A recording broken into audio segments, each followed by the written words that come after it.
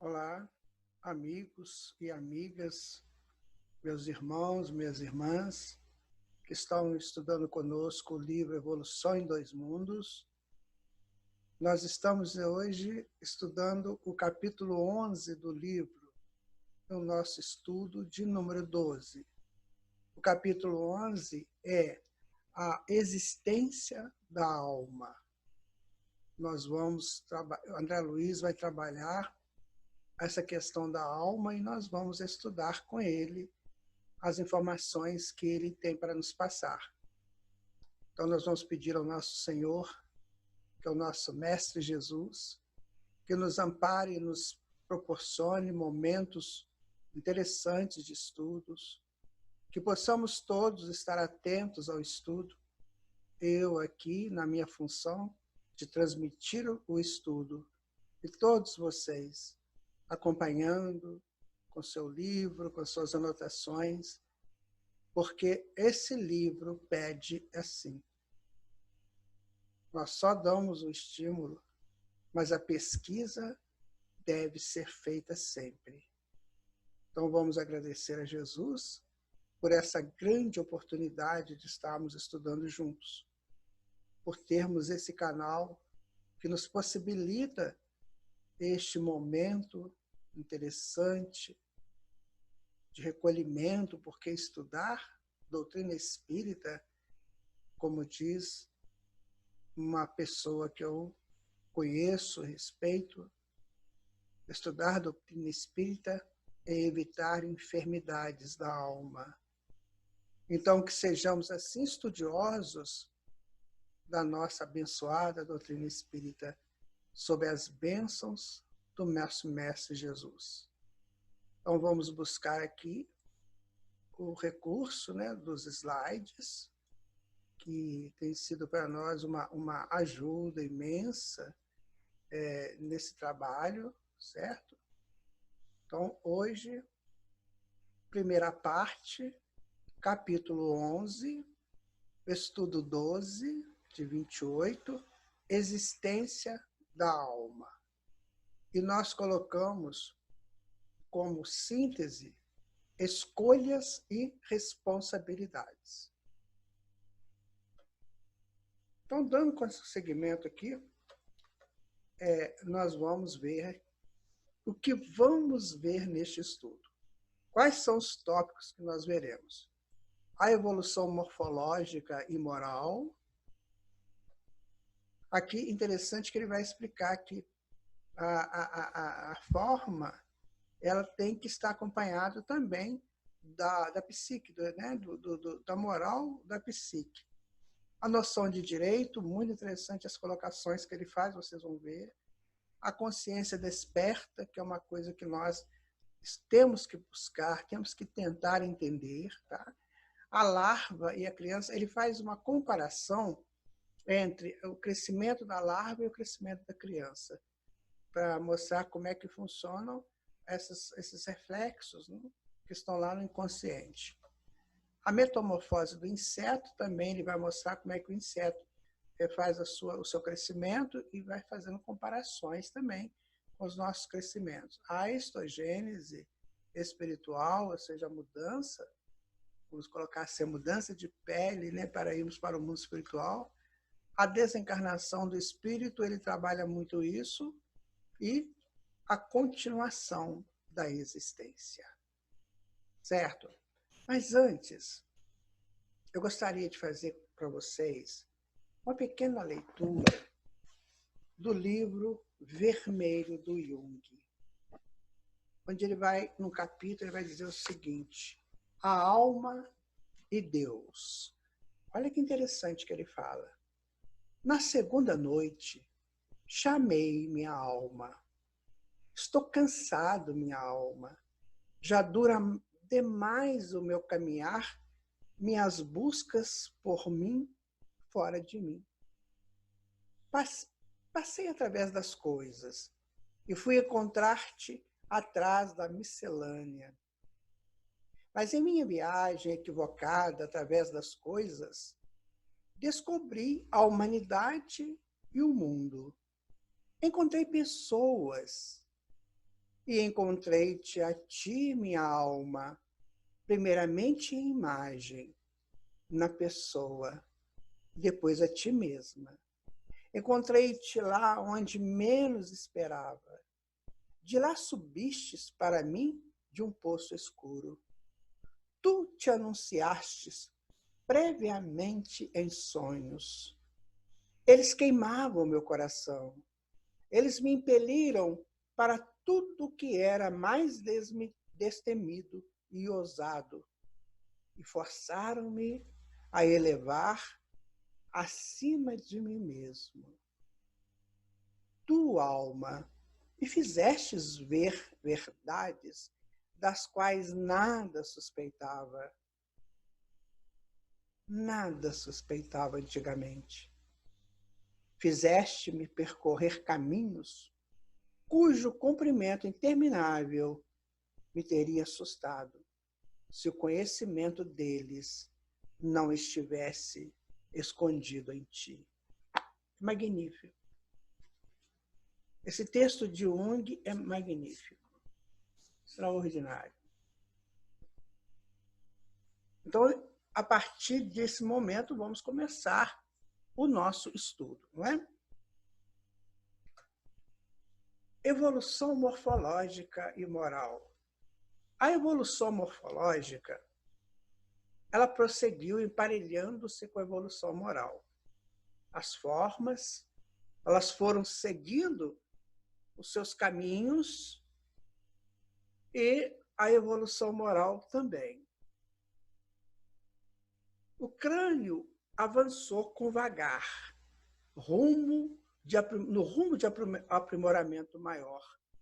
Os braços refinavam-se e as mãos adquiriam excelência táctil não sonhada. E os sentidos, todos eles progrediram em acrisolamento, em apurações e em percepções. Todavia, com o advento da responsabilidade que o separava da orientação direta dos benfeitores da vida maior, entregou-se o homem a múltiplos tentames de progresso no campo do espírito. Ou seja, tudo foi acontecendo. O crânio foi se preparando para chegar à condição de homem. Os braços foram se alongando, eles eram meio arqueados, eles foram se alongando para ficar mais interessante, para que a forma pudesse agir com mais tranquilidade, os braços alongados para buscar as coisas, para trabalhar, para agir, e as mãos, elas ficaram mais táctil, mais suave, os dedos já trabalhando, para que a gente pudesse progredir. Aí vem a responsabilidade. Aí, com a responsabilidade, os benfeitores agora já nos deixam juntos com a nossa evolução, para agora fazermos a evolução de maneira responsável. Então, minha gente, olha que interessante. Que quadro bonito. A evolução morfológica e a evolução moral. A responsabilidade separa dos benfeitores, tentando de progresso espiritual. Então, a morfológica, olha, o crânio aprimora, certo? Está ele aqui. O crânio aprimora, olha. Os braços se alongam, refinam. Olha o braço do gato e o braço do homem. Né? As mãos ficam diferentes. Aqui, a do chimpanzé, do gorila e a do homem. Vejam que bonito. Como é que a evolução nos trouxe essas modificações tão necessárias para chegarmos à condição de homem. E, na área moral, os questionamentos, as asas do pensamento, a imaginação, a mentalização, o desprendimento do corpo físico. aqui nesse quadro, a gente consegue ver que a evolução morfológica ela prossegue, acompanhando a evolução moral, como havíamos dito antes, como André tinha colocado no início do capítulo. Então, vejam que interessante, olha, o crânio dos macacos, dos primatas, até chegar à nossa contextura de hoje, a nossa contextura craniana de hoje. O braço do gato e o braço do homem. Olha a diferença. As mãos do chimpanzé, do gorila, e as nossas mãos todas com articulações, sabe?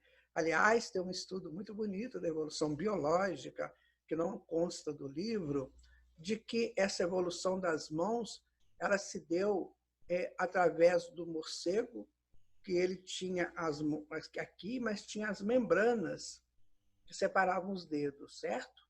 Então, ele ia voando com as membranas. Quando chega na baleia, a baleia ela gruda os dedos e faz as nadadeiras, que faz assim, né? E aí, depois, quando chega no homem, ela articula, completamente articulado. Ou seja, nem a membrana do morcego, que vai segurar, né, os dedos, e nem a membrana, e nem a nadadeira da baleia, que prende os dedos assim. Ó. No homem, ela abre para que a gente possa trabalhar.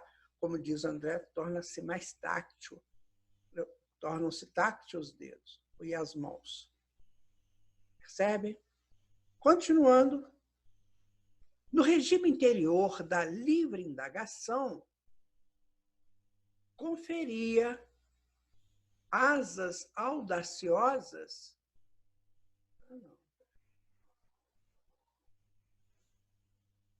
Conferia asas audaciosas para que ele pudesse crescer, pudesse evoluir também.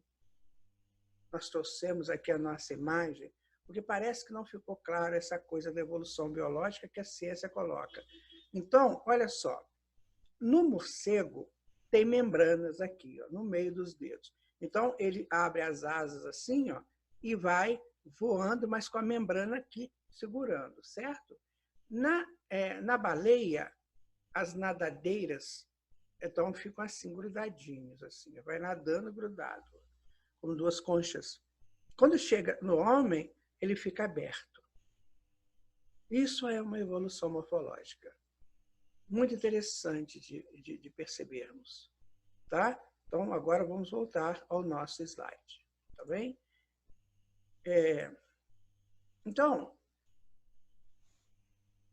no regime interior da livre indagação, conferia asas audaciosas ao pensamento.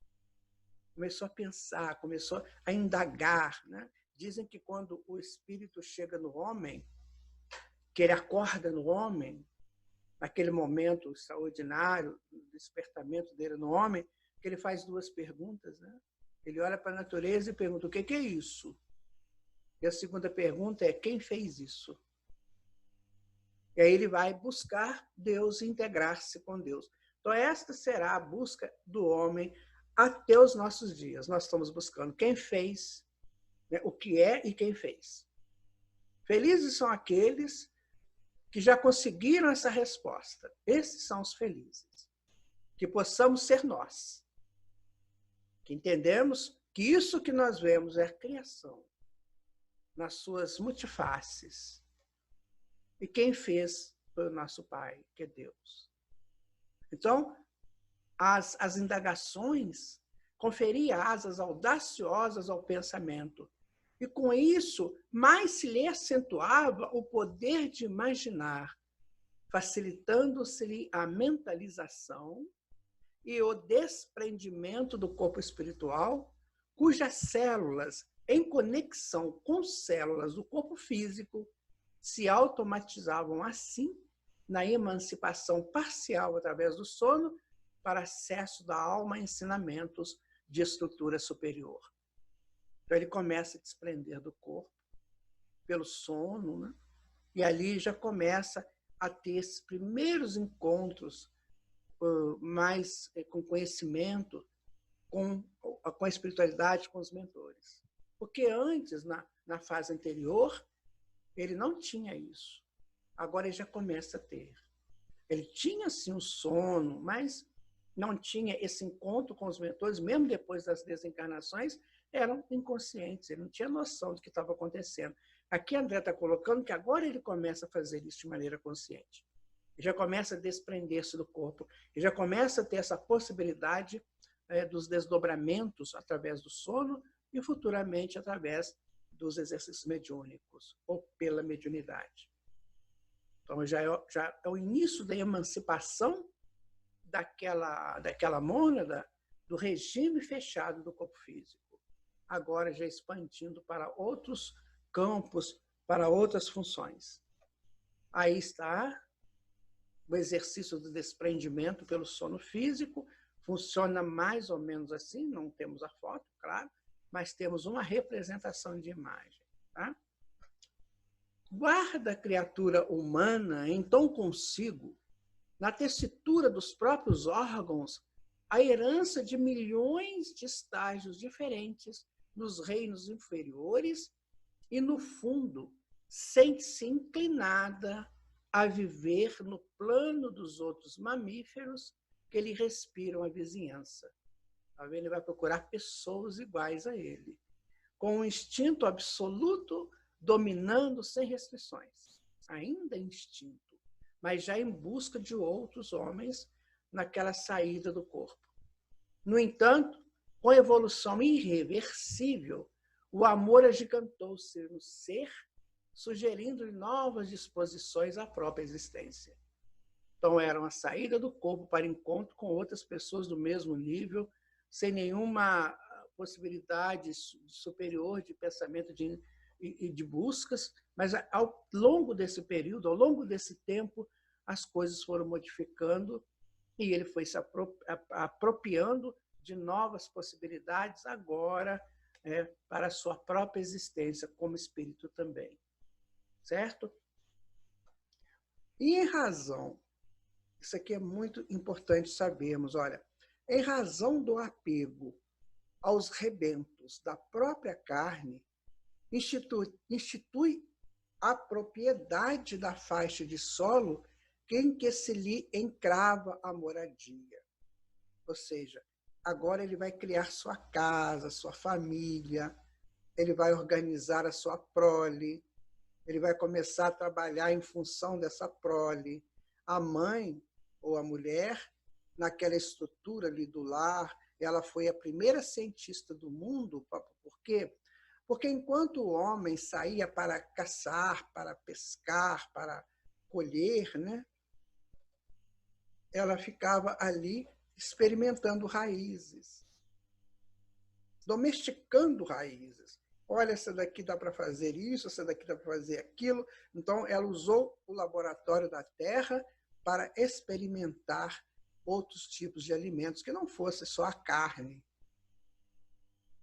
A mulher teve uma participação esplêndida nesse sentido também, e ali ela ajudava na moradia. Então, os filhos, né, o homem, a mulher, os filhos, montando esse território que era dele, essa faixa de solo que era dele.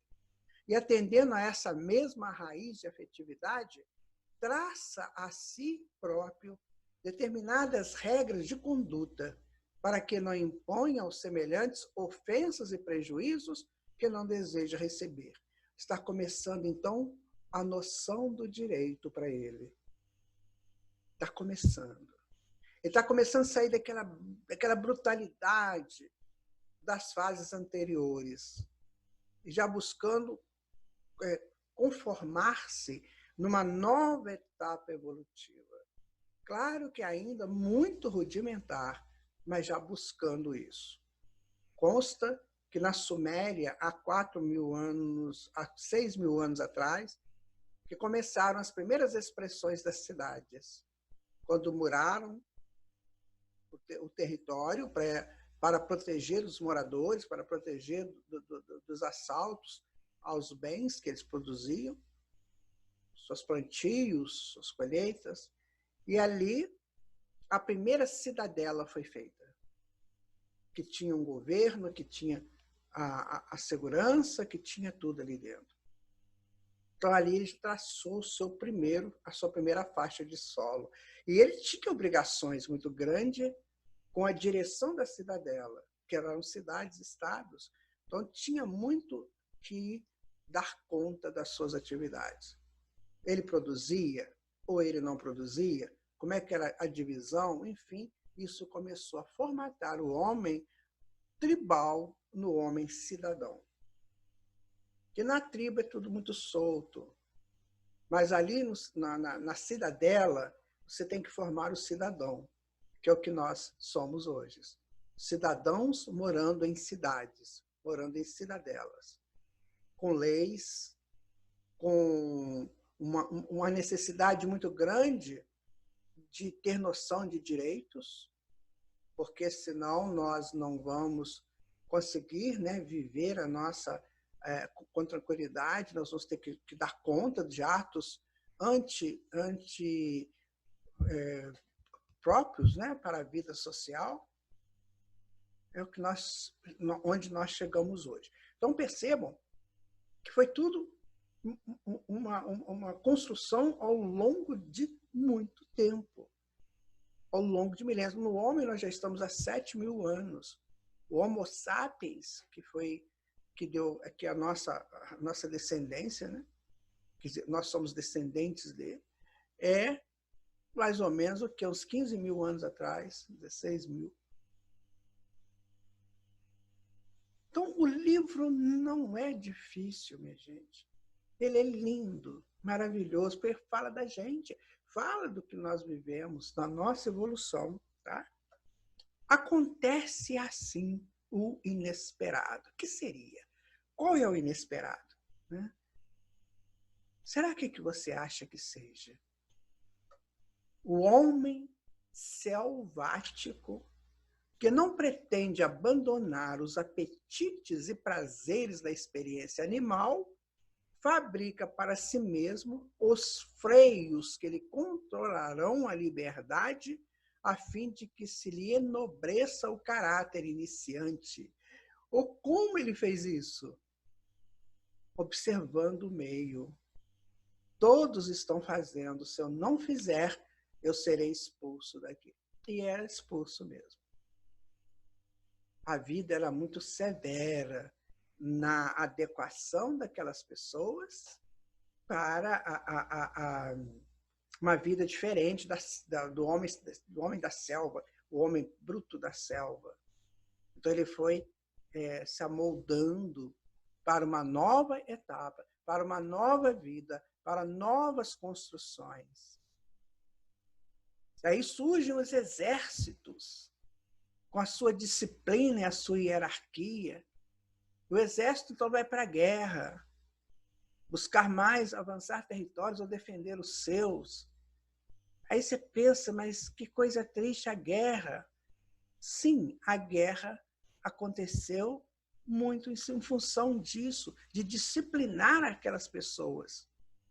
Porque tinham os grandes comandantes, e provavelmente eram os exilados. Então, eles faziam que aquilo acontecesse, ensinando a disciplina e a hierarquia, ou seja, moldando este homem para os seus avanços futuros. Isso foi perfeito, foi lindo, porque não tinha morte. Eles desencarnavam nos seus combates e quase sempre reencarnavam imediatamente, porque as reencarnações eram muitas. Acontecia o tempo todo. Não tinha tanta gente quanto tem hoje, mas as que tinham, não tinha esse limite de nascimentos. Então, era mais fácil renascer na época. Bom, estabelecendo a posse tirânica em tudo que julga seu, desiste de aproveitar o que pertence ao vizinho, sob pena de expor-se a penalidades cruéis. Aqui vou dar um parênteses e nós vamos conversar um assunto muito interessante. Você acha chato a lei de Talião? Olho por olho, dente por dente. Você roubou, corta a tua mão. Você fez mau uso do seu olho, fura teu olho. Você matou, você morre. É a lei do talião. Mas, minha gente, já foi um avanço, sabia? Porque antes da lei de talião, existia uma outra lei, complicada, e está lá no Código de Hammurabi. O Código de Hammurabi tem 28 artigos. Quase todos eles são artigos de morte, pena de morte. E tinha um detalhe. Digamos que alguém rouba de alguém. Até a 4ª geração daquela pessoa vai pagar e os descendentes deles atuais também vão pagar. Então, a pessoa matava outra. O que acontecia? Ele morria, a mulher morria, o filho morria, todo mundo da família morria. Então, quando chega a lei de talião, ela já é um avanço. Por quê? Porque já é só a pessoa que cometeu o delito que vai pagar por ele. Então, já foi um grande avanço. E isso era para disciplinar aquelas pessoas. Fazer a sua disciplina, digamos, numa busca de um melhor relacionamento social. Porque não é justo tirar uma coisa que não me pertence. Perceberam? Como é que fomos sendo moldados ao longo da nossa evolução? Moldados moralmente, né? E isso se tornou muito, muito bom, muito interessante. Por quê? Já foi nos trazendo para esse tempo que nós estamos hoje, né? Hoje nós já estamos nesse tempo onde temos nossas leis, temos os juízes, as juízas, temos os tribunais. Tá? Isso tudo foi vindo lá daquele passado. Sabe? Os tribunais romanos, né? As leis romanas, enfim. Tudo que foi necessário ao homem, a espiritualidade proveu.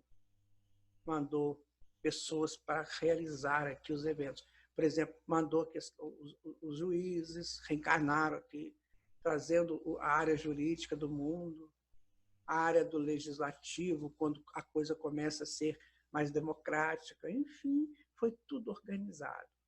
Então, nós vivemos aqui, evoluindo, sob uma proteção extraordinária da espiritualidade. E quanto mais a gente vai evoluindo, quanto mais eles vão mandando coisas de excelências para nós. Não mandou o livro Evolução em Dois Mundos? Não mandou esse livro que está nos ensinando que a evolução tem um projeto para ela? E não, as pessoas não são soltas pela vida ou pelo mundo, ela vem por um projeto. Aqui está, minha gente. Isso aqui deu para o homem toda uma estrutura de harmonização, sabe? Toda uma estrutura de harmonização. Então, ele sabe, se eu cometer um engano, eu vou ficar aqui. Isso é bom? Não. Para a pessoa que já chega a um nível de moralidade. Tem pessoas que não importa, que acham que isso aqui fala assim, cadeia não é feita para cachorro. Mas estando lá, muitas vezes a pessoa se animaliza pelo ambiente tão ruim que cria ali dentro. O campo morfológico ali é muito severo. Então, a pessoa já sabendo disso, ele vai com mais calma, vai com mais cuidado. Mesmo sabendo, nós, das centenas de pessoas, milhares de pessoas que estão reclusas, tiradas da sociedade por um engano muito grande. Mas isso aqui já é para ele um freio também, não é? Então, continuando, nasce desse modo, para ele, a noção do direito sob o alicerce das obrigações respeitadas.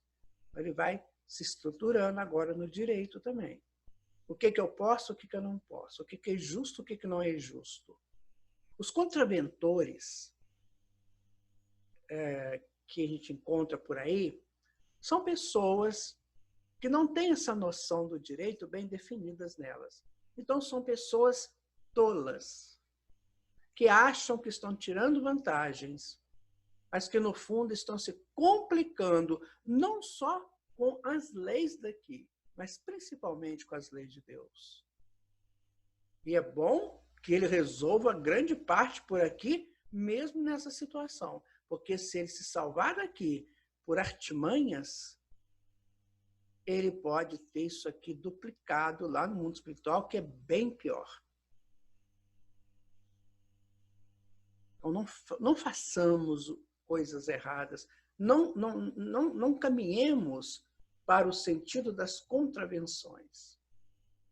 Nós estamos numa sociedade, temos que respeitar a sociedade, porque só assim seremos respeitados. A noção do direito é isso. Eu te dou porque você vai me dar de troca o bem que eu te faço. Se eu te faço mal, é justo que eu receba o mal. Se não por você, por outro. Porque eu fico no campo do mal. Eu entro na estrutura do mal. Então, se alguém te fez um mal, não se preocupe. Alguém vai te fazer um bem se você estiver no campo do bem. O campo do bem está cheio de frequências do bem. Então, como semelhante atrai semelhante, você buscará um semelhante seu para te ajudar, muito embora aquele outro ou aquela outra te prejudicou, mas ela vai passar. E ela vai ter que se ajustar também. Foi por isso que Jesus falou, né? É necessário que os escândalos venham, mas ai de quem cometer o escândalo. E a gente vai caminhando, com dificuldades, com tropeços, mas vamos caminhando. Eu tendo a noção do direito, eu me estabeleço como um cidadão do bem. E agora eu vou trabalhar a minha evolução, buscando também as leis divinas. Eu já me adequei às leis convencionais, sociais. Agora eu tenho que me adequar às leis divinas. Que a sociedade, às vezes, aceita delitos das leis divinas. Um exemplo, o aborto, quando a sociedade aceita juridicamente o aborto. É uma tremenda contravenção das leis de Deus e aceita pelas leis sociais. Pena de morte, que no Brasil não tem, mas os países que têm pena de morte, a eutanásia. Então, são contravenções às leis naturais. E, muito embora, as leis sociais aceitem. Então, o que nos importa é saber qual que é, além da lei social, a lei natural. Porque, às vezes, tem coisas que a lei social não permite, mas a lei natural permite. Então, eu posso fazer de acordo com a lei natural, sem atingir a lei social. Isso é tudo muito... Aqui no Brasil nós não temos esse problema, mas tem locais, aí, países, que você tem que seguir, que são países teocráticos, né? Que você tem que seguir rigorosamente aquela religião deles lá. E se você não quiser seguir, então você vai fazer sua profissão de fé sozinho, seguindo as leis de Deus que te garantem, te sustentam na sua profissão de fé. Muito embora as leis sociais não sejam essas. Então, nós vamos aprendendo a conviver com isso tudo. A conviver com o social e a conviver com o divino. Porque é para o divino que nós estamos indo. Continuando aqui, olha. É assim que ele, transformado, interpreta sob novo prisma a importância da sua presença na Terra. Esse estudo que nós estamos fazendo, o tempo todo nós estamos dizendo isso. A nossa importância é enquanto indivíduos, enquanto filhos e filhas de Deus aqui na Terra. É muito importante para nós entendermos isso de maneira bastante compacta, sabe? De muita certeza da nossa importância. Porque nós estamos num processo de evolução onde já foi despendido para nós muitos recursos do universo, em termos de oxigênio, de água, de nutrientes, proteínas, já foi assim, disponibilizado para a nossa evolução. Seres extraordinários que nos ajudaram, que proporcionaram o nosso avanço nos reinos antigos, nos reinos atrás, quando a gente não podia fazer sozinhos. Então, eles foram disponibilizados grandes arquitetos, construtores de formas para que a gente evoluísse. Por que isso tudo? Para quê? Porque nós somos importantes para Deus. Estamos a caminho de entender isso e assumir esse compromisso com o Pai. Assumir de forma saudável, equilibrada, consciente. Aí está o homem, né? Aí está a Terra, girando. E aí o homem nessa Terra. Olha a construção deste planeta, que é um dos mais simples. Que coisa interessante, né? O brilho do Sol, a proteção do cinturão, que ela tem, o cinturão de Van Allen, e tem também as proteções atmosféricas, tudo para que a gente possa evoluir neste ambiente. Então, esse ambiente passa a ser, para mim, uma estrutura excelente, uma casa que eu precisei, que deu tudo que eu precisei para chegar até aqui. Então, o homem se sente importante pela sua presença no planeta. Não mais lhe seduzem a despreocupação e o nomadismo, assim como para o homem adulto já é passado o ciclo da infância. Aquela coisa de sair andando, procurando alimento, botar tenda nas costas e vamos que vamos, desafiando perigos, que às vezes ele se estabelecia num lugar e não sabia que dali a pouco vinha uma enchente, ali era um lugar de enchente, ou então uma residência de animais ferozes, sorrateiros, e ele foi experimentando. Agora não, agora a gente já tem toda uma estrutura de nos acomodarmos em lugares seguros, assim como o homem adulto não vai fazer as trapalhadas de uma criança no seu processo de aprendizagem. Se ele pegar uma faca, é bem diferente do que uma criança pegar uma faca. Continuando, vai acontecer nesse bojo lindo que ele sabe agora que o berço carnal se reveste de significação mais profunda. Sabe esse momento? É quando eu, você, lembramos lá da nossa infância.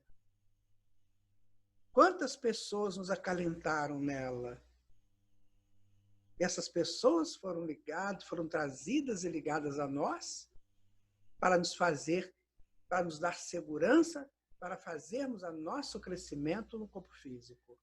Muito embora pudéssemos ser nós espíritos altamente endividados com as leis de Deus, mas ali estávamos, enquanto crianças, necessitando de proteção.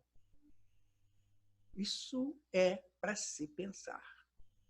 E ainda mais, que daqui a pouco, mais alguns decênios, provavelmente nós voltaremos a ser crianças, necessitando de novo de braços amigos. Porque é assim que faz, é assim que é assim que foi estabelecido por Deus para a evolução dos seus filhos. E nós estamos nessa evolução. É irreversível.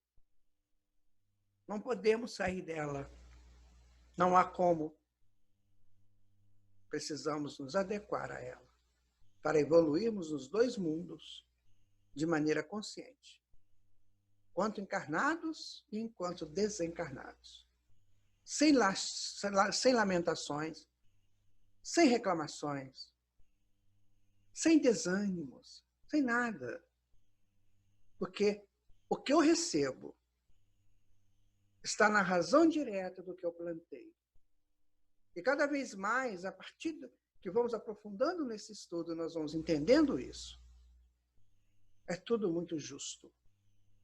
É tudo muito perfeito. E se eu não adequar a essa justiça, a essa perfeição, eu posso ter graves problemas na minha evolução, até que eu me adeque a elas. Então, que o façamos já. para que a evolução seja mais tranquila.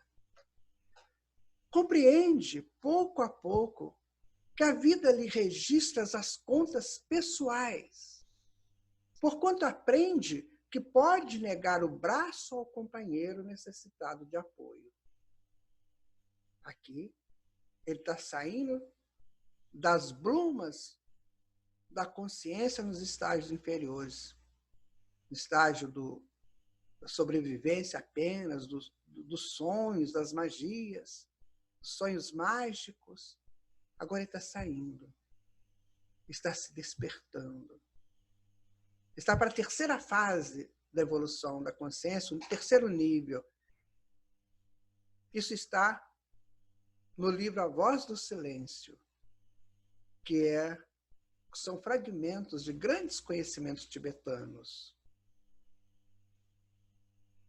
quando eles trabalham esses níveis de consciência. Primeiro nível, só cuida de comer, vestir, dormir, trabalhar, um serviço simples, automático. Segundo nível, vive sonhando, que é o mais bonito, a mais bonita, é o mais perfeito, a mais perfeita, toda a sua prole, a mais maravilhosa, tudo é maravilhoso, é o melhor de todos. Aí ele já sai disso aqui, agora ele está despertando. Opa, peraí, como é que eu sou mesmo? Quem sou eu? O que eu estou fazendo? Igual o adolescente, quando faz as suas perguntas do adolescente. Quem eu sou? O que eu estou fazendo aqui? Tal. Ele vai fazer essa pergunta para ser definitiva para ele, no sentido desse despertar. Aí ele sabe, né? Se ele negar o braço ao companheiro necessitado de apoio, né? O companheiro poderá recusar-lhe o seu, no momento em que o desequilíbrio lhe bata a porta. Então, há que se juntar as mãos. Há que se ser solidários para que a convivência traga a evolução consciente dos seres. Nos planetas felizes, ou nas dimensões da Terra, onde se cumpre as leis de Deus, isso é natural. A ajuda mútua, o companheirismo, sem segundas intenções. Que muitas vezes nós ajudamos, mas ajudamos com segundas intenções. É aí que é o perigo. É ajudar incondicionalmente. Está entendendo? Quantas vezes nós ouvimos isso? Agora nós estamos entendendo o porquê. Porque se eu não fizer isso, eu não saio dessa bruma terrível que me absorve, que não me deixa ver além. Me deixa ver só na minha caixinha, na monoideia das minhas ilusões. Vivendo no mundo de Maia, como diz os hindus. A deusa Maia, a fantástica, a bela, a exuberante, mas ilusão. Reconhece que dispõe de liberdade para matar o desafeto, mas não ignora que o desafeto a seu turno pode igualmente exterminar-lhe o corpo ou amargar-lhe o caminho. Eu posso matar, mas quem mata pode morrer também. Está vendo a contrapartida? Então, se eu estou com muita vontade de matar, eu tenho que entender que eu também posso morrer. Não acontece isso nas prisões? Pessoas às vezes matam, vai preso, e dependendo do que foi, como foi esse homicídio, os presos têm os seus códigos lá que não permitem e matam também. Eu matei, estou sujeito a morrer pela morte matada. Isso ele vai apreendendo quando a consciência vai ficando desperta. Continuando aqui, olha. Que os desafetos não me afetem e os afetos não me faltem. Amém. Lembra que nós falamos no estudo passado sobre a caixinha dos afetos? Lá estão os afetos e os desafetos. Precisamos modificar essa caixinha. Então, que os desafetos não me afetem. Eu tenho que vencê-los. Né? Eu tenho que transformá-los. E que os afetos não me faltem. É lindo esse texto, né? Pequenininho, mas extremamente lindo. Percebe que os seus gestos e atitudes para com os outros criam nos outros atitudes e gestos semelhantes para com ele. Isso é importante. Como é que você lida com o porteiro do seu prédio? Como você lida com sua cabeleireira? Como você lida com seu colega de profissão, de trabalho? Como você lida com as pessoas no trânsito? Ou no seu carro, ou no transporte público? Como você lida? Porque da mesma maneira que você fizer, você recebe. Às vezes não recebe na hora, mas receberá depois. Minha gente, a lei de Deus é muito justa. Eu não tenho tempo para contar para vocês as minhas experiências nesse sentido. Mas já aconteceram experiências impressionantes que eu nunca imaginava que poderia acontecer. Você faz para uma pessoa, você nunca mais vê aquela pessoa e um dia do nada está precisando muito, vê uma outra pessoa que você nunca viu e faz para você. Gratuitamente. Porque viu que você está precisando. É o que está dizendo aqui. Viu como é que a vida começa a ganhar uma outra conotação? Numa estrutura que nos levará à divindade? Nos tirando dessa carcaça negativa do ego? Deste ego inferior? Que é ambicioso, invejoso, ciumento, egoísta, orgulhoso, para uma projeção aqui melhor? Com esse novo cabedal de observação, revela-se-lhe a vida mental mais surpreendente, mais rica, e por essa mais intensa vida íntima, retrata com relativa segurança as ideias dos espíritos abnegados que lhe custodiam a rota. Quer dizer, quanto mais eu vou melhorando, mais os espíritos vão se aproximando de mim para me ajudar, para me dar elementos de uma evolução consciente. Eles que me ajudaram lá no passado a formar as minhas formas de evolução, agora eles vão me ajudar a me formar enquanto um ser desperto a caminho de Deus, como eles estão a caminho de Deus. Sempre juntos. Aí está a garota tocando a sua flauta e a flautista do mundo espiritual ajudando a ela. É uma representação, mas ocorre em vários e vários sentidos da nossa vida. Desde então, não guarda a existência circunscrita à romagem berço-túmulo, por alongá-la do ponto de vista de causa e efeito para além do sepulcro, com que se lhe guarda o invólucro anulado ou imprestável.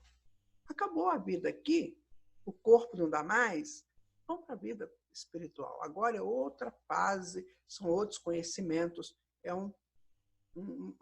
uma rotina permanente. Em cada posto, em cada pouso, novas possibilidades de aprendizagem. Então eu me solto destes medos da morte, porque eu sei que não tem morte, eu sei que tem vida, muita vida, vida em abundância, para que eu viva e para que eu aprenda, para que eu trabalhe. E aí está, ela chega no mundo espiritual e continua a sua vida. Modifica-se as expressões, a natureza, mas a vida está continuando. Incorporando a responsabilidade, a consciência vibra desperta, e pela consciência desperta, os princípios de ação e reação funcionam exatos dentro do próprio ser, ou seja, o tribunal está em mim, eu não preciso mais do tribunal de fora para me julgar. Eu tenho o tribunal porque eu tenho a base da lei, que é a lei de causa e efeito. Eu fiz, eu tenho que receber na mesma proporção do que eu fiz. Assegurando-se a liberdade de escolha, pelo livre-arbítrio, e impondo-lhe mecanicamente os resultados respectivos, tanto na esfera física quanto no mundo espiritual. Então, eu tenho a lei de causa e efeito e tenho a liberdade de escolha. Eu vou escolher o quê? Porque o que eu escolher virá para mim. de retorno. Isso é fantástico, gente. Eu não sei se vocês percebem, mas como que isso faz a gente crescer nesse entendimento. Esse entendimento tão suave e, ao mesmo tempo, tão contundente, que nos faz seres apropriados da verdade divina que vai se estabelecendo lentamente em nós, par a par, passo a passo, mas vai, independente se eu quero ou se eu não quero. Vamos continuando, porque a lei da ação e reação não é exclusiva da física. Ela está presente também nas relações humanas. Se eu pratico o bem, receberei o bem. Quando exercito o mal certamente a mim retornará.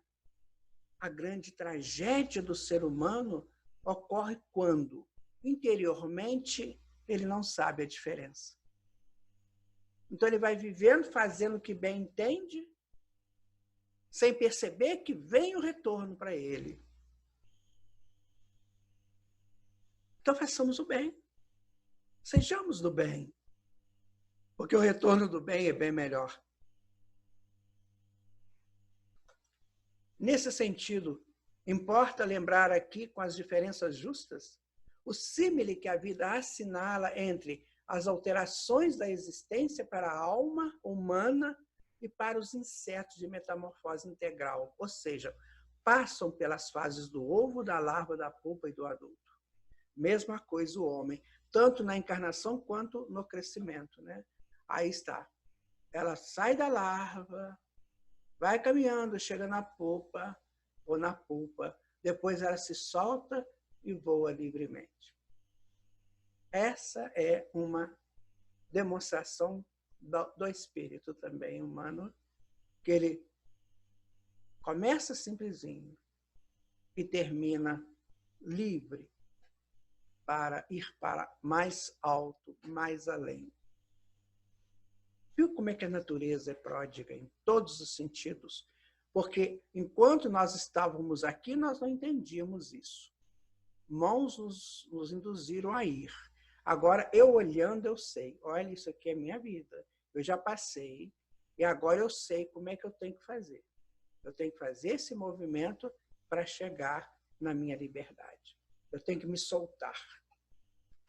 Eu tenho que me soltar dessa crisálida, eu tenho que sair disso para eu poder voar. Mas eu tenho que cumprir as leis que regem toda essa metamorfose aqui. Senão não vai dar certo. Eu não posso daqui chegar aqui, porque ainda não passei pela essa fase aqui. Ó. Então, nós estamos nessas fases. E tem gente que já tem que estar aqui, ó, e está preso aqui dentro. Porque não quer sair, tem medo, tem receio. Não seja você. A larva que se afasta do ovo ingressa em novo período de desenvolvimento, que pode perdurar por muito tempo, como ocorre entre os efemerídeos, uma família de insetos, mostrando no começo a membrana do corpo ainda amolecida e conservando no tubo digestivo os remanescentes de gema da fase embrionária para iniciar depois da excreção os processos de alimentação e digestão. Agora, por que tem que ser assim? Porque é assim que é o certo, assim que tem que ser. Que assim pede que a evolução. Então, a gente pode perguntar, por que eu tenho que passar por certas fases? Porque assim precisa ser. Assim você precisa viver para os seus aprendizados. Estão percebendo? Eu posso não entender isso aqui de primeira, mas você tem o livro, eu tenho o livro, e nós vamos entender lendo o que ele está dizendo nessa evolução. Mas nós podemos pegar a síntese disso. Estamos num processo evolutivo que é o justo, que é o necessário. Assim como foi necessário para essa larva chegar à borboleta, fazer todo esse caminho aqui. Continuando, né? A criança recém-nata retira-se do útero e entra em nova fase de evolução que se firma através de alguns anos. A princípio, tenra e frágil, retém na própria organização os recursos sanguíneos que eles foram doados por manutenção endosmótica, que é uma corrente que se estabelece de fora para dentro no organismo materno, para somente depois eliminar quanto lhe seja possível esses mesmos recursos, gerando os que lhe são próprios. Ou seja, quando ela está lá naquela fase embrionária, os recursos vêm da mãe para ela. E depois ela solta desse recurso, solta desse invólucro, que é o útero, para aí começar a sua vida fora dali. Não é o mesmo da larva que sai da crisálida, que sai daquela pupa para alçar seus voos? É a mesma coisa. É uma repetição. É uma repetição. A filogênese vai se fazendo sempre, até quanto for necessário que assim seja. Aí está esse movimento esplêndido de saída daquele turbilhão que deve ser o útero materno, no afã de ajudar, para depois ela se soltar. Avançando na execução dos programas traçados para a sua existência, a larva cresce e recorre a matérias nutritivas que lhe garantam o aumento do corpo e, conforme a espécie, promove por si mesma a mudança de pele, indispensável ao condicionamento do seu próprio volume. Então, ela vai fazer isso. Agora, eu lhe pergunto, amado e amada, ela faz sozinha ou os mentores ajudam? Os arquitetos ajudam? Provavelmente, no princípio, eles ajudam, mas depois cria reflexo, aí ela faz sozinha. Não é? Senão seríamos eternos dependentes. E não é assim. A vida nos induz a sermos livres. Satisfazendo os imperativos da própria vida, a criança se desenvolve tomando o alimento preciso à expansão da sua máquina orgânica, passando a realizar por si, isto é, ao comando da mente, a renovação celular dos tecidos e órgãos que ele constitui o campo somático. Eu te pergunto, o papai e mamãe ficam puxando a criança para crescer? Ninguém faz isso. Ela cresce por ela, pelo comando da mente, ela vai desenvolvendo o seu crescimento biológico. De maneira que há que se lhe ajuste a forma física aos moldes do corpo espiritual, que começa também a crescer, a voltar ao que era antes, lá no mundo espiritual, antes da reencarnação. Então, é um conjunto de informações ali, onde o espírito comanda tudo isso. O perispírito vai crescer, vai voltar a ser adulto, e com ele vai puxando o corpo físico com ele. Isso é divino, mas sob o comando do espírito. Aí está uma libélula, né? Aqui está o crescimento da criança. A mesma coisa que aconteceu lá no inseto. Nas suas fases, né? A criança também faz as fases dela. Isso é muito bom, né? Isso é muito bonito. A larva dos insetos de transformação completa, já estamos na metamorfose do inseto, né? A larva dos insetos de transformação completa experimenta vários períodos de renovação para atingir a condição de adulto, embora permaneça com o mesmo aspecto, porquanto apenas depois da derradeira mudança de pele é que se torna pupa. É a larva que faz isso. Ela vai ter que fazer esse trabalho para chegar à pupa, que nós mostramos ali. Está aí a pupa. Para chegar nesse momento aí, de se aprimorar para se soltar, ela teve que fazer o antigo, né? Em semelhante estágio, acusa progressiva diminuição de atividade até que não mais suporte a alimentação. Ela já não precisa mais de alimentar. Esvaziam-se os intestinos e paralisam-se os movimentos. Ela está presa. A larva protege-se, então, no solo ou na planta, preparando a própria libertação. Maravilha, minha gente. Maravilha. Isso é lindo demais. Por isso que precisamos ter um olhar mais carinhoso para esses estudos da ciência. Sabe? Muitas vezes eu acabo de conversar com vocês aqui através do vídeo e eu vou lá fazer pesquisas de coisas que eu li aqui. Olha que interessante, baixo o PDF, faço uma coisa lá. Porque começa a me interessar, começo a querer saber sobre. Muito embora não foi essa a minha direção da encarnação, mas sempre é tempo para aprender coisas novas, não é? O cérebro precisa disso. Precisa de luzes novas para que ele possa funcionar sempre. Permanece assim imóvel e não se alimenta do ponto de vista fisiológico, acrisolando-se, segundo a espécie, em fios de seda, por ela própria constituídos com a secreção das glândulas salivares, agregados a pequeninos tratos de terra ou a tecidos vegetais, formando desse modo o casulo em que repousa durante certo tempo, fixado alguns dias até meses. Ou seja, ela faz o campo de evolução dela. Ela promove esse campo de evolução obedientemente, porque há uma determinação dela própria, da mônada em expansão. E ela vai fazendo isso. Mais tarde, ela vai ser um João de Barro, né, construindo a sua casinha, e saindo dele e voltando para ele. Aqui ela ainda não pode fazer isso, mas lá na frente vai poder. Aí de novo.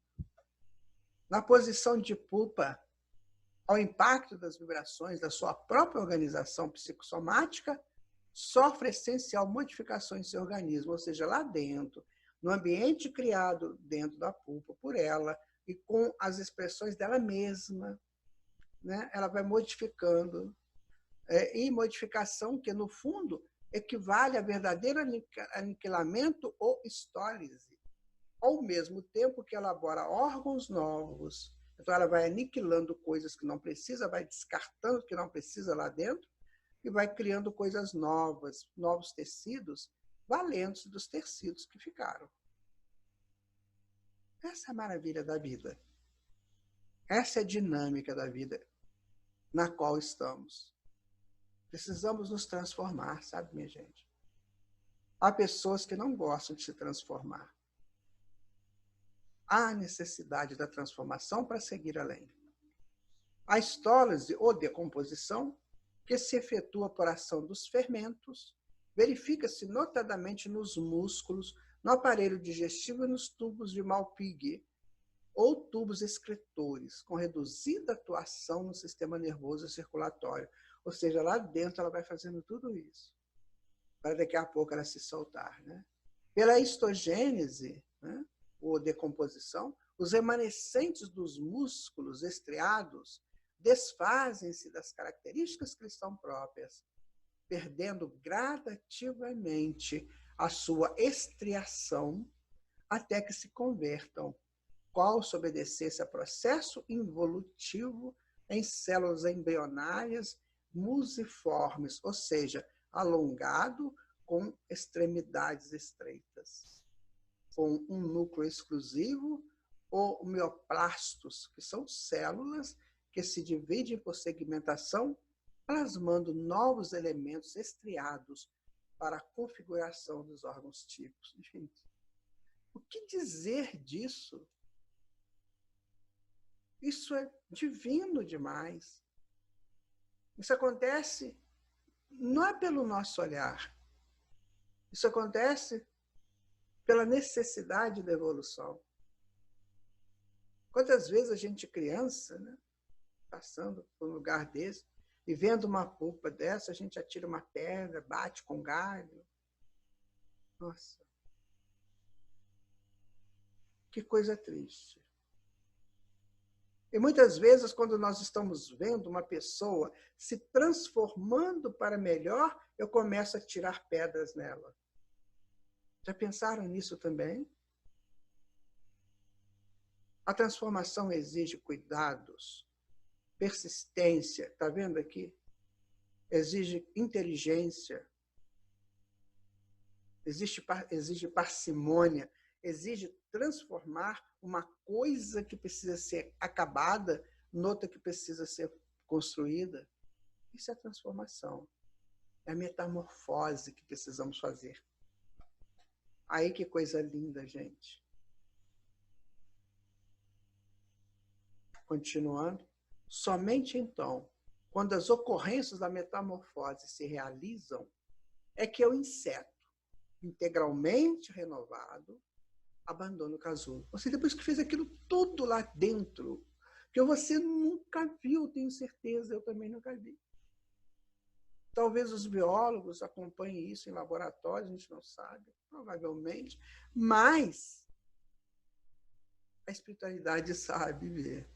Por isso que o André está dizendo para nós como é. Abrindo a nossa mente para novas percepções. Então, ali ele abandona o casulo, revelando-se por falena, leve e ágil, com o sistema bucal transformado, como acontece na borboleta, do tipo sugador, na qual as maxilas se alongam, convertendo-se numa trompa, enquanto que o lábio superior e as mandíbulas se atrofiam. O André é poeta, ele fica falando essas coisas de poesia, gente. Olha que coisa! E falando da boca, da trompa, da borboleta, e com essa poesia toda. Continuando, né? Entretanto, embora magnificentemente modificada, a borboleta alada e multicor é o mesmo indivíduo, somando em si as experiências dos 3 aspectos fundamentais da sua existência de larva, ninfa, inseto adulto. Aí você olha uma pessoa leve, tranquila, e fala assim, mas espera aí, eu lembro dessa pessoa, era uma pessoa cheia de problemas, pesada. O que aconteceu? Ela se transformou. Ela deixou a larva e virou agora uma falena tranquila, livre, leve.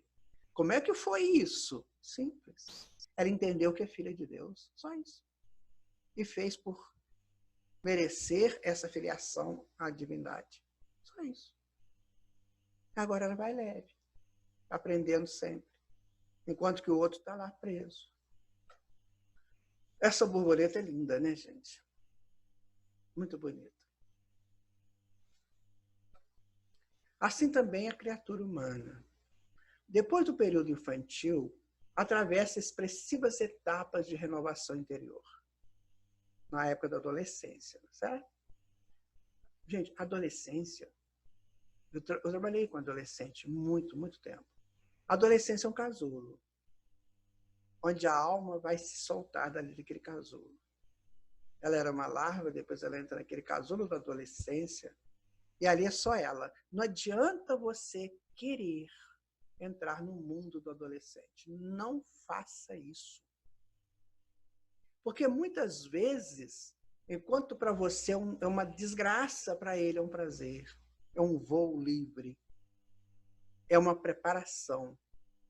Cada adolescente tem as suas funcionalidades, mas aquele mundo é dele.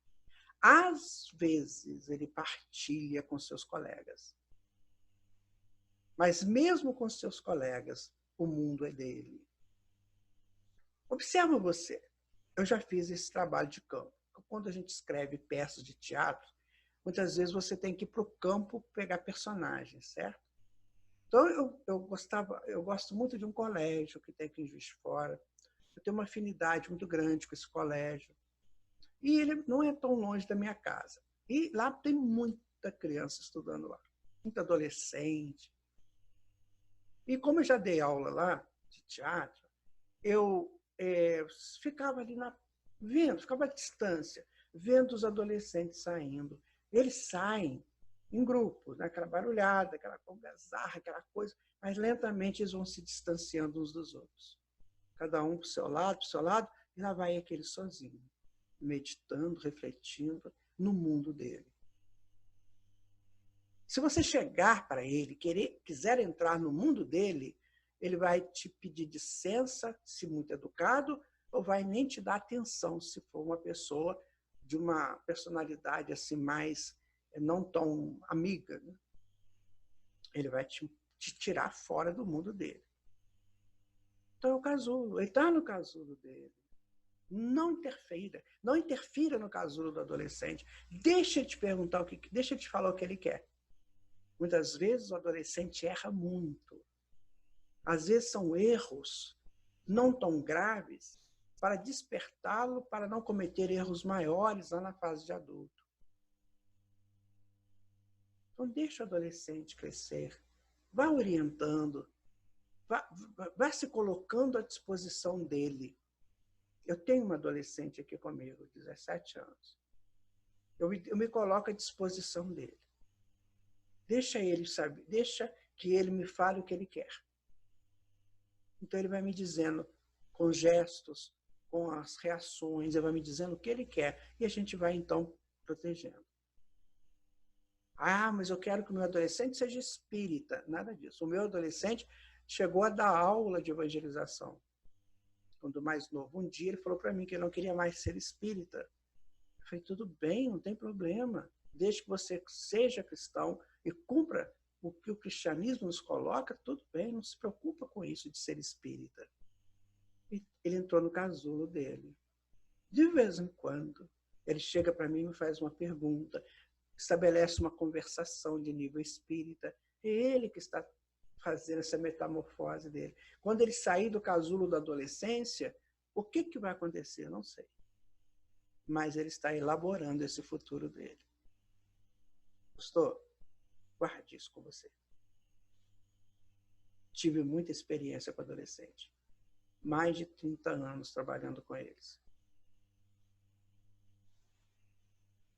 Assim também a criatura humana, depois do período infantil, atravessa expressivas etapas de renovação interior até alcançar a madureza corpórea. Não obstante, apresenta-se com a mesma forma exterior, porquanto somente após o esgotamento da força vital no curso da vida, através da velhice, ou da caquexia, que é uma pessoa quebrada, né? E por intervenção de enfermidade, é que se habilita a transformação mais profunda. Ou seja, na encarnação ele vai estar sempre buscando um meio de se transformar, mas vai chegar lá no finalzinho, é que a transformação real. Porque ele vai deixar a vida física para entrar na vida espiritual. Está vendo aí a importância do desencarne também? Para você fazer essa transformação? Para você não ficar acostumado só com as coisas que você viveu aqui tantos anos, mas você agora vai ter que transformar, aí chega essa enfermidade, chega essa caquexia, chega esse monte de coisas e vai te transformar. Quantas vezes num leito as pessoas pedem perdão, manda chamar aquele que ele prejudicou para pedir perdão. Quantas coisas são arrumadas ali naquele processo. Nesse período característico da caducidade celular ou da moléstia irreversível, demonstra gradativa diminuição de atividade, não mais tolerando a alimentação. Não é a mesma coisa lá do bichinho, que não quer mais alimentar. Você já viu como é que idoso tem um problema para alimentar às vezes? Nossa, eu tive isso na minha casa. Era difícil você alimentar um idoso. Porque não queria. É a mesma coisa lá da larva, né? Que ela vai transformar, ela vai fazer uma grande transformação, e ela não quer essa alimentação, porque essa alimentação vai sustentá-la na mesma forma que ela estava. Ela quer agora a modificação. A mesma coisa acontece ali nas fases finais. O espírito quer outras coisas, já não quer mais essa alimentação que nós temos aqui, eu quero outra coisa. Pouco a pouco declina suas atividades fisiológicas e a inércia substitui-lhe os movimentos. Igualzinho acontece, né? Protege-se desde então no repouso horizontal em decúbito, quase sempre no leito, preparando o trabalho liberatório. Tá aí. Aí quando você vê um quadro desses, né, aí você fala, que tristeza. Não! Está preparando a transformação, está preparando. Lembra da falena, daquela libélula, daquela borboleta? Está preparando esse momento para ela. Está preparando. Tem gente que não chega nesse lugar aí, mas muitos chegam, né? Então está se preparando para a grande transformação. Se você tem um desse em casa, uma situação dessa em casa, entenda que ela está preparando para a sua grande libertação.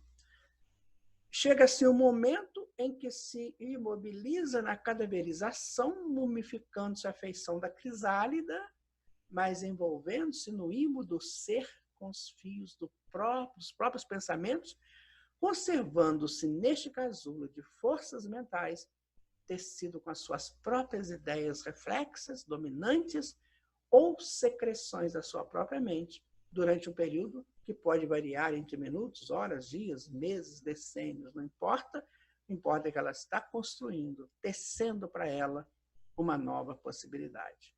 Ou seja, muito, mas muito distante da morte. Essa é a histogênese espiritual, onde eu destruo aquilo que não vale mais para mim enquanto espírito, enquanto perispírito, para construir um novo. E o corpo físico, na sua selectude, ele vai tirando também do perispírito essas cascas pesadas, para que o perispírito também fique mais leve. O corpo acaba destituído do espírito, e o espírito vai livre com o perispírito mais liberado. É assim.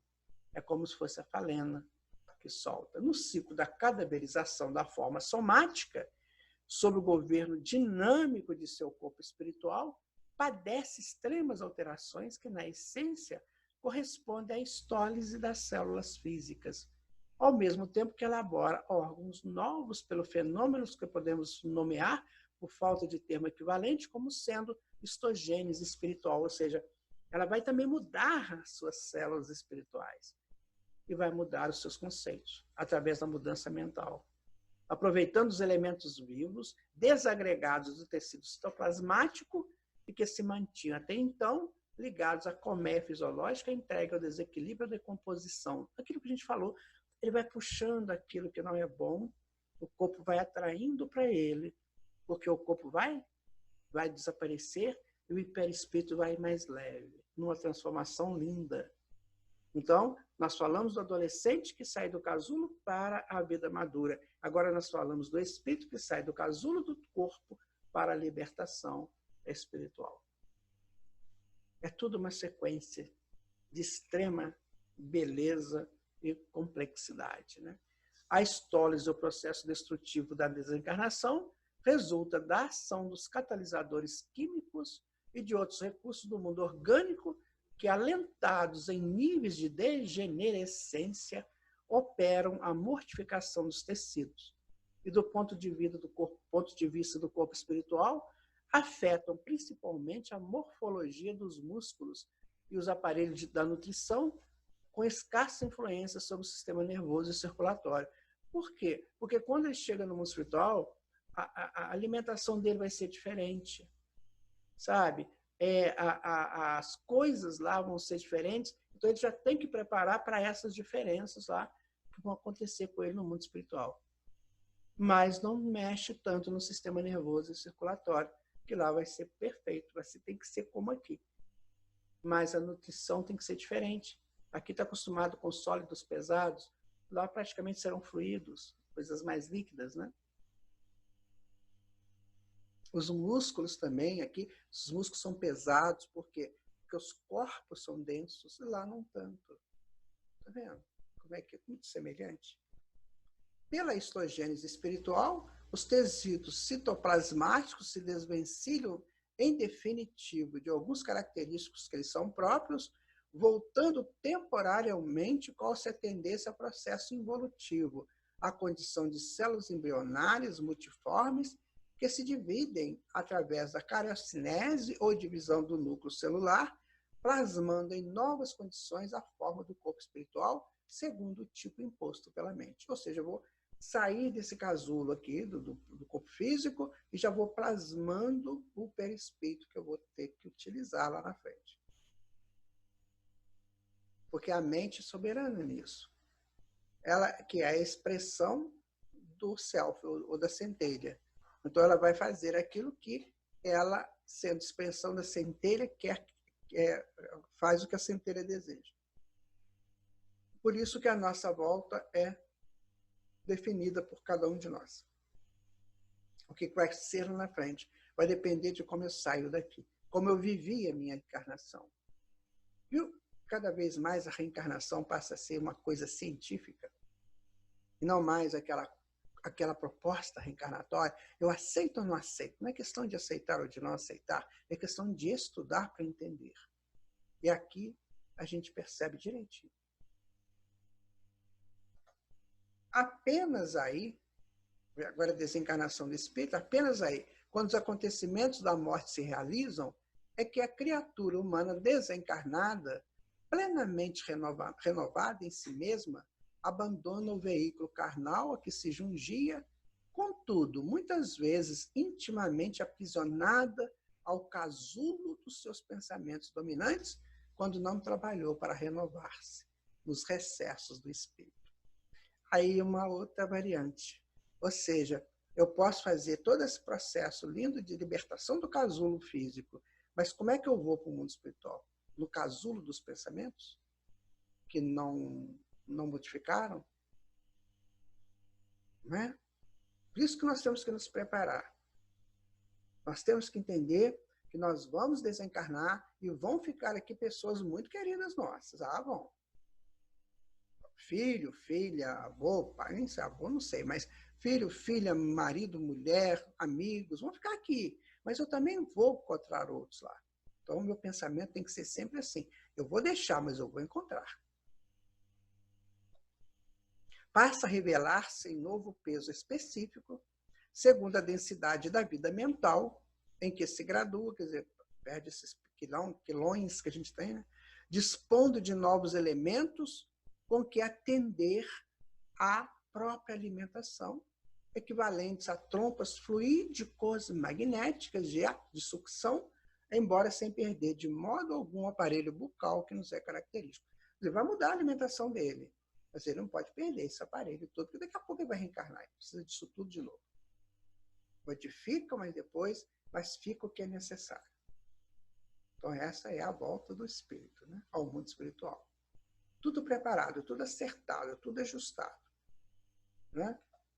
Salientando-se, aliás, que semelhantes trompas ou antenas de matéria sutil estão patentes nas criaturas encarnadas a se lhe expressarem na aura comum, como radículas ou primeiras raízes alongadas de essência dinâmica, exteriorizando-se-lhes as radiações específicas, trompas ou antenas, essas peles, quais assimilamos ou repelimos as emanações das coisas dos seres que nos cercam, tanto quanto as irradiações de nós mesmos uns para com os outros. Está aqui, olha só, são os nossos corpos áuricos. Então, nós estamos aqui recebendo influências nossas, próprias. Aqui nós temos o duplo corpo físico, duplo etérico, perispírito, corpo mental, temos os corpos superiores, que é o corpo da vontade divina, do amor divino, e, enfim, a própria essência da centelha. Então, aqui nós estamos vivendo neste mundo, recebendo as influências ou emitindo influências. Sabe, isso aqui vai conosco, está conosco e vai conosco, onde estivermos. É o que está dizendo aqui. Olha, né? Então, é sério. Quando a gente começa a entender essas coisas, isso começa a fazer parte de um cômputo de ações renovadas, não é isso? Eu não posso ser a mesma pessoa, continuando a ser a mesma pessoa, porque agora eu sei de tudo isso. Então é muito bonito estudar, é muito lindo fazer parte de um grupo, mas é preciso saber o que eu estou fazendo neste grupo. Chegou a hora, minha gente, do despertamento decisivo. Né?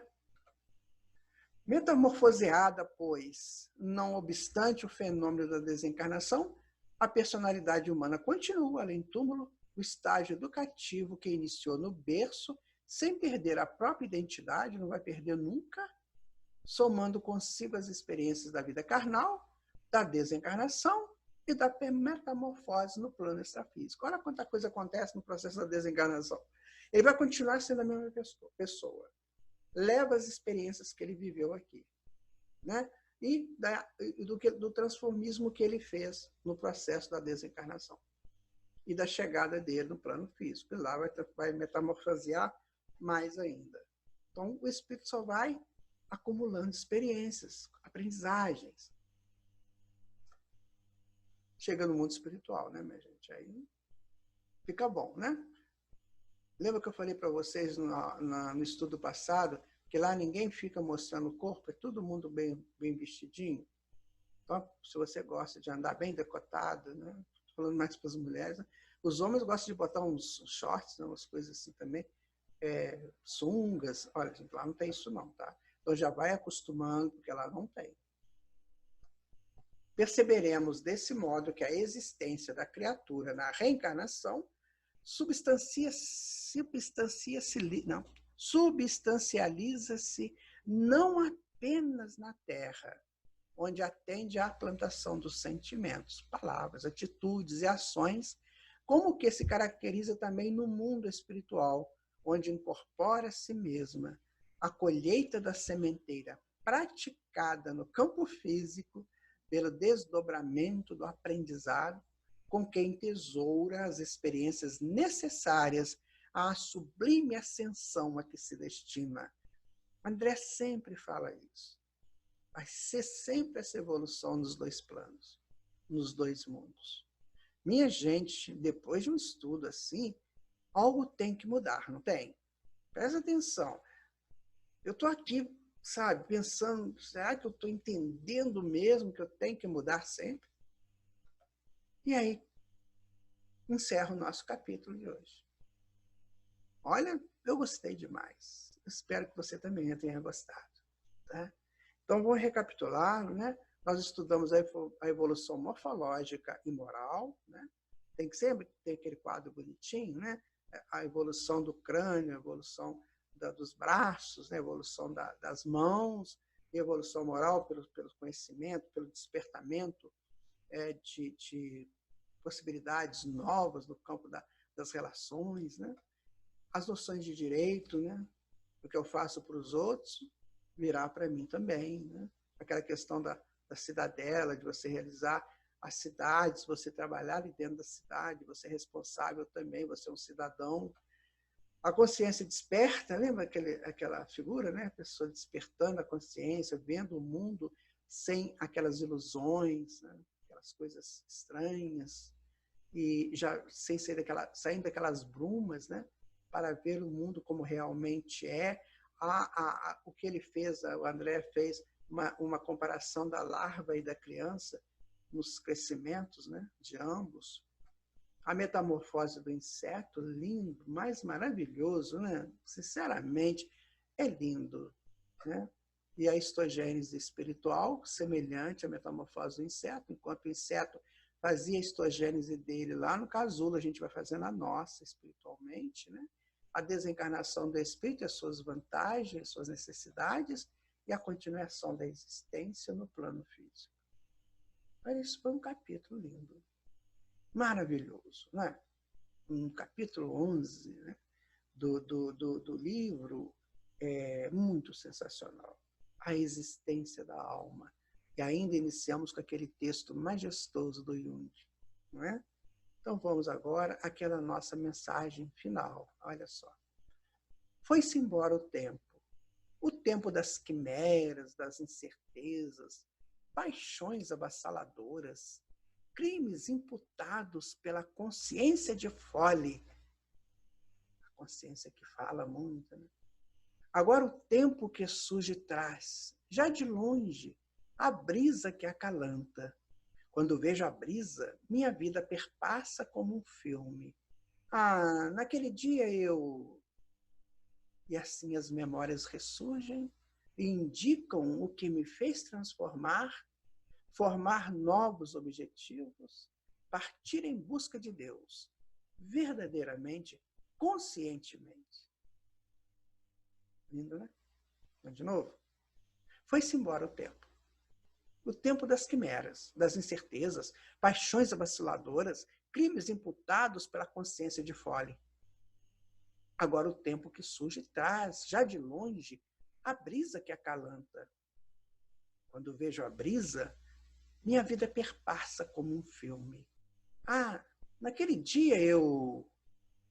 E assim as memórias ressurgem e indicam o que me fez transformar, formar novos objetivos, partir em busca de Deus, verdadeiramente, conscientemente. Então, minha gente, nós chegamos ao final desse estudo, do capítulo 11 do livro Evolução em Dois Mundos, da primeira parte, agradecidos sobremodo a Deus por poder estar aqui estudando, ampliando os conhecimentos, buscando sinceramente uma melhora, buscando sinceramente uma transformação. Que Jesus esteja conosco, indicando os caminhos, colocando no caminho certo quando nós desviarmos dele. E cada um com as suas miopias, com seus medos, com as suas ilusões, mas também com os seus avanços intelectuais e morais, possam seguir em frente, sempre em busca do Mestre Jesus, para que ele desperte o Cristo que está adormecido aí dentro do seu peito. Precisa fazer com que ele cresça. Você vai ver como tudo muda, como a vida se transforma. E você não precisará chegar tão velhinho para fazer essa metamorfose ou essa histólise. Você pode fazer agora, transformando agora, porque agora é o tempo certo. Agora é o tempo da transformação pelo amor. Muito obrigado. Até o nosso próximo encontro. Fiquem com o Senhor Jesus. Até lá.